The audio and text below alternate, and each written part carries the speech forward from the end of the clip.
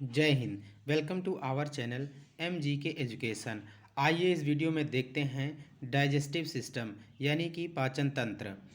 तो पाचन तंत्र क्या होता है और पाचन क्या होता है, इसके बारे में सबसे पहले हम जानते हैं। तो आइए सबसे पहले जानते हैं पाचन तंत्र के बारे में।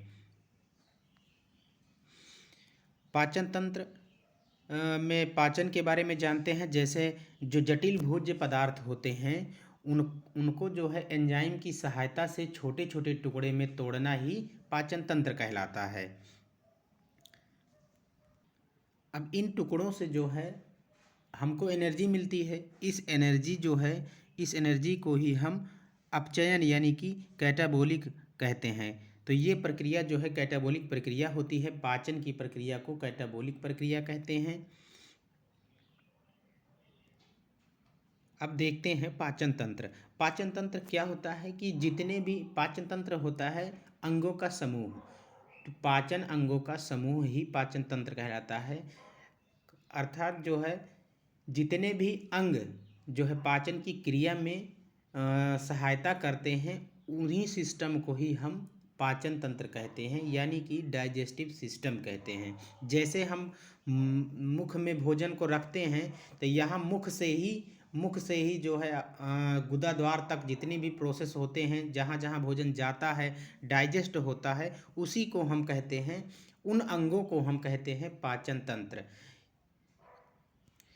यह दो प्रकार का होता है। एक हो गया आहार प्रणाली यानी कि एलिमेंट्री कैनाल, और दूसरा हो गया पाचन ग्रंथियाँ। जैसे पाचन ग्रंथियाँ जो हैं जिनमें से एंजाइम एंजाइम और रस ये सभी के सभी निकलते हैं, उनको हम कहते हैं पाचन ग्रंथियाँ। तो ये भी भोजन के पाचन में सहायता करती हैं। और जो एलिमेंट्री कैनाल होता है ये एक सिस्टम है। तो ये हो गया। अब आइए देखते हैं कि आहार प्रणाली यानी कि एलिमेंट्री कैनाल में क्या क्या होते हैं। तो सबसे पहले मुख हो गया, उसके बाद में फूड पाइप यानी कि भोजन नलिका हो गया, और उसके बाद में पेट हो गया। और उसके बाद में जो है छोटी आंत हो गया, फिर छोटी आंत के बाद बड़ी आंत हो गया, फिर गुदा द्वार हो गया। तो ये सब के सब एलिमेंट्री कैनाल के अंतर्गत आते हैं। जैसे आगे जो है ये फिगर दिया गया है, पाचन तंत्र का फिगर दिया गया है, कैसे कैसे भोजन जो है किस अंग में जाता है, ये सारे के सारे प्रोसेस इसमें दिखाया गया है। जैसे सबसे पहले हम भोजन को मुख में रखते हैं, तो ये तो हो गया हमारा मुख हो गया। अब मुख से भोजन जो है वो आता है एसोफेगस यानी कि एसोफेगस एसोफेगस ये हो गया। एसोफेगस का मतलब हो गया जो फूड पाइप होती है उसी को हम एसोफेगस के नाम से जानते हैं।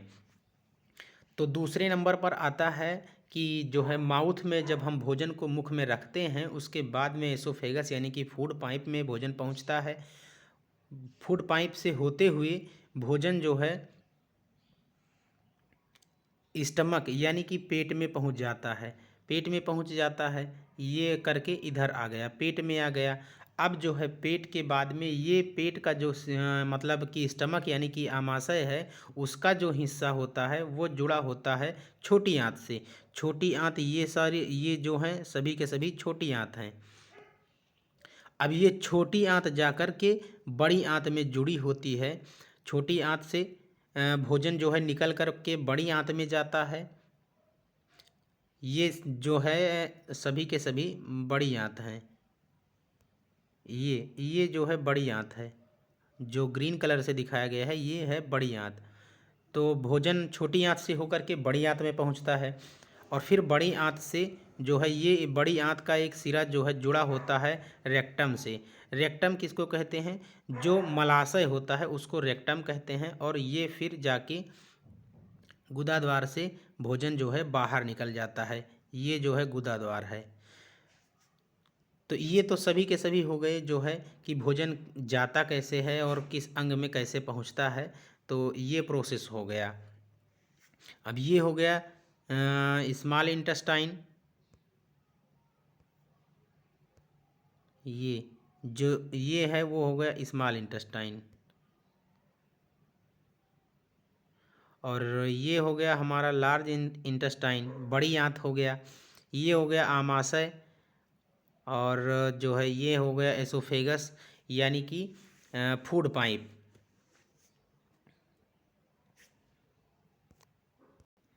ये तो हो गया भोजन किस किस अंग से कैसे कैसे जाता है। अब देखते हैं मुख में भोजन पचना शुरू कैसे करता है, कौन कौन से जो है आर्गन हैं जो कि भोजन को पचाने में मदद करते हैं मुख में। जैसे हो गया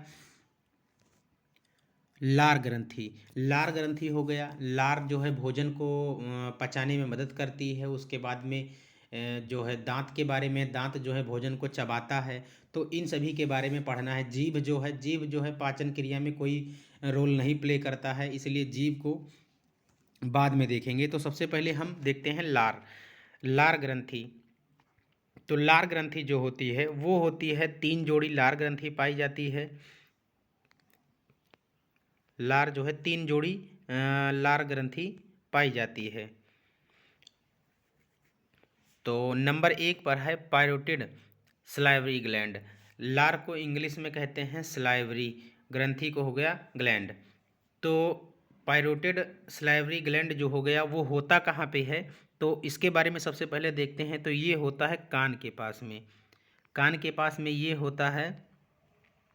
ये जो पोजीशन है कान के पास में, तो ये होते हैं पायरोटिड ग्रंथि, और यह सबसे बड़ी ग्रंथि होती है। तीनों में ही सबसे बड़ी ग्रंथि होती है पायरोटिड ग्रंथि। ये जिस इसका सेफ है जो है सेव है जो है ये है इतना बड़ा है पायरोटिड ग्लैंड। ये हो गया हमारा पायरोटिड ग्लैंड। और इसके बाद में दूसरा है सबलिंगुअल सलाइवरी ग्लैंड। तो सबलिंगुअल जो होता है वो होता है जीभ के निचले हिस्से में। ये जो पोजीशन है, ये छोटा सा जो है ये होता है सबलिंगुअल ग्लैंड। और उसके बाद में सबसे नीचे जो है कान के जबड़े के पास पाई जाती है सबमैंडिबुलर सलाइवरी ग्लैंड। ये जो है हिस्सा ये हमारा हो गया सबमैंडिबुलर। तो ये तीन तीन एक तरफ के दिखाए गए हैं, और ये जोड़ियों में होते हैं। कहने का मतलब जैसे कि पायरोटिड ग्लैंड है तो ये दो दो ये हो गया, दो ये हो गया, और दो ये हो गया, तीनों के तीनों जो हैं दो दो पाए जाते हैं। इसके बगल जो दूसरे तरफ का हिस्सा है उसमें भी ऐसे ही पाए जाते हैं। तो 3 जोड़ी यानी कि 6 हो गया।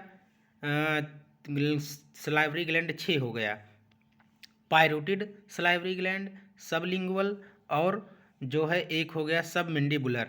तो ये 3 के 3 पाए जाते हैं, जिसमें से 75% जो है 75% अकेले जो है वो सबमैंडिबुलर सलाइवरी ग्लैंड जो है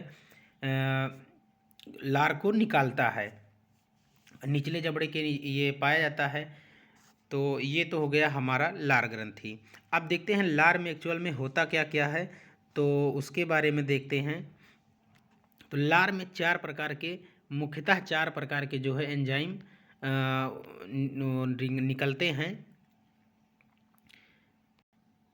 जैसे नंबर 1 पर हो गया लाइसोजाइम। लाइसोजाइम क्या करता है कि ये जो है कीटाणुओं को मारने में मदद करता है। कीटाणुओं को, जैसे ये जो क्या होता है कि बच्चों में ज़्यादा पाया जाता है, बच्चों की जो है राल हमेशा जो है निकला करती है, क्योंकि वो जो है बच्चे जो होते हैं वो खेलते रहते हैं, उनके अंदर ज़्यादा जो है संक्रमण का खतरा रहता है, जिसकी वजह से बच्चों में ज़्यादा होता है। और लगभग लार जो है वो 1 से 1.5 लीटर पर डे बनता रहता है।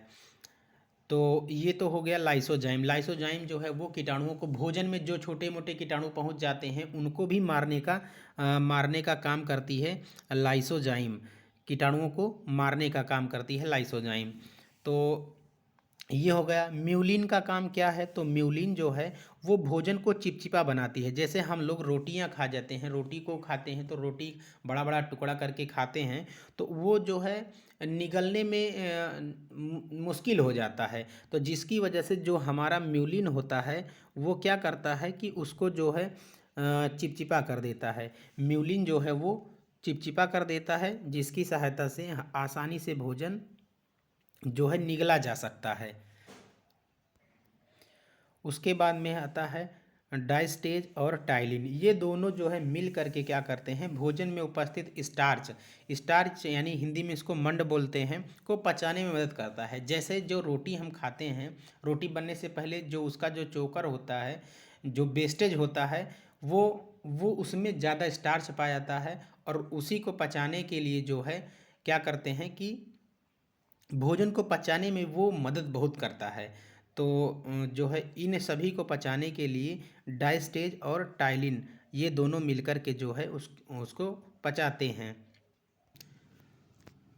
और जो है स्टार्च का जो है पाचन वो हमारे मुख से ही प्रारंभ हो जाता है।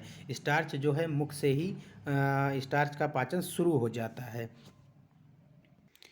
इस तरह के और भी वीडियो पाने के लिए हमारे चैनल को सब्सक्राइब करें, और जो है शेयर करना ना भूलें। जो लोग नए हैं वो हमारे चैनल को ज़रूर सब्सक्राइब करें। Thank you.